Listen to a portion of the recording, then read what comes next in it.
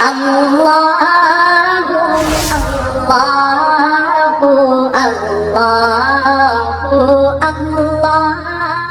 بسم اللہ الرحمن الرحیم۔ سوال پوچھنے والوں کو اللہ پاک جزائے خیر عطا فرمائے، کیونکہ ان کے سوال پوچھنے سے بہت سارے لوگوں تک یہ پیغام پہنچ جاتا ہے اور کافی لوگوں کے مسائل آسان ہو جاتے ہیں اور ان کی اصلاح بھی ہو جاتی ہے۔ تو بھائی کا سوال ہے، رمضان المبارک میں افطار کے قریب جو لوگ ٹیلی ویژن پر مختلف پروگرام دیکھتے ہیں، مثلاً انگریزی فلم، موسیقی کے پروگرام وغیرہ، تو کیا اس سے روزے میں کوئی فرق نہیں آتا؟ اور ہر پروگرام میں خواتین بھی ہوتی ہیں۔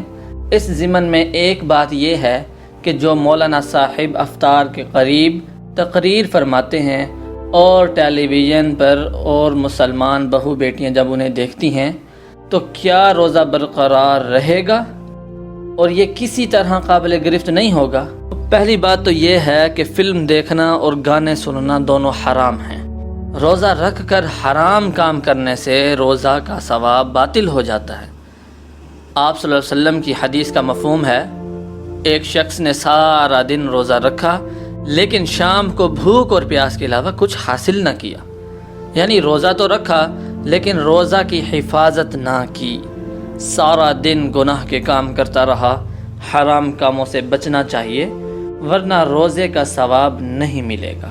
آپ نے بالکل ٹھیک فرمایا کہ پروگرام میں خواتین بھی ہوتی ہیں اور مرد حضرات بھی ہوتے ہیں، اور اگر خواتین پروگرام دیکھیں تو مرد حضرات پر نظر پڑتی ہے، اگر مرد دیکھیں تو خواتین پر نظر پڑتی ہے، اور وہ ہمارے لیے غیر محرم ہیں اور غیر محرم کو دیکھنا گناہ ہے۔ روزہ رکھ کر گناہ کے کام کرنا روزے کے ثواب اور اس کے فوائد کو باطل کر دیتا ہے۔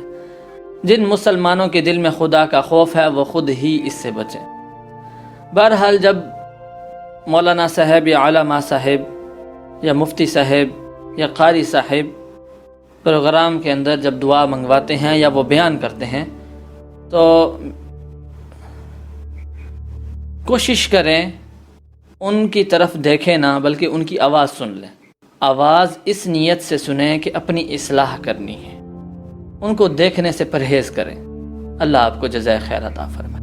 ایک اور بھائی کا سوال ہے، اگر رات کے دوران کسی پر غسل واجب ہو جائے تو اس ناپاک حالت میں سحری کر سکتا ہے یا نہیں؟ ناپاک حالت میں سحری کی تو روزہ ہو جائے گا اور اس میں کوئی مسئلہ نہیں، لیکن آدمی جتنی جلدی ہو سکے پاکی حاصل کر لے، کہیں ایسا نہ ہو کہ نماز فجر ہی چھوٹ جائے، اور اللہ پاک پاکی کو پسند کرتے ہیں، اور کہیں ایسا بھی نہ ہو جائے کہ ناپاکی دور نہیں کی، فجر کی نماز بھی گئی اور سارا دن ناپاکی میں گزار دیا اور افطاری بھی ناپاکی کے ساتھ کی، تو گناہ گار ہوگا۔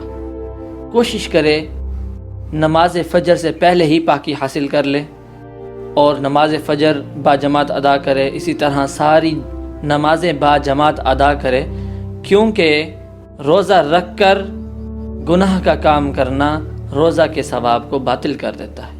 اللہ پاک آپ کو جزائے خیر عطا فرمائے کہ آپ نے یہ سوال پوچھا اور آپ کی بھی اصلاح ہو گئی اور دوسرے لوگوں کی بھی اصلاح ہو گئی۔ ایک اور بھائی کا سوال ہے، کیا روزہ دار کا فجر کی نماز ادا کرنے کے بعد مسجد میں سونا جائز ہے؟